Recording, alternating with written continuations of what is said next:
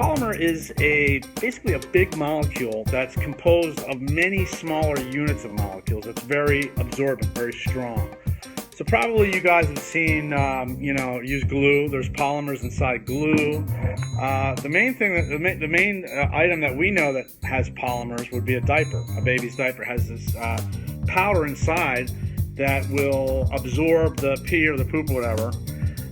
Now another form of a polymer is actually right here. Now when you look at this, you just see basically a clear cup of water. But I want you to watch as I slowly lift it, what starts to happen. And if you look, hiding in all that water are actual polymers, okay? And that's just a big ball of H2O and some other chemicals that absorb the water that's in there. Now when I started this project, they start out like this size. Polymers, and this is the size you'll see in the diaper, real little. And what happens is after time, and you could always throw them back in, check it out, it just blends right in because of the color and the lighting, okay? Because it absorbs that water. Once it's introduced to water again, it absorbs all of that water. Another cool way is using different colors. Okay, and here I have green, and inside I've got a whole bunch of green polymers, okay?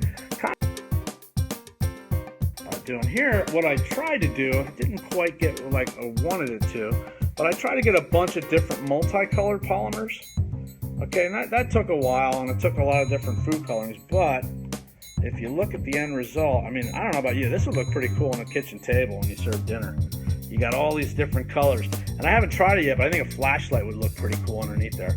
And again, if you pour out that water, you're just gonna have your solid.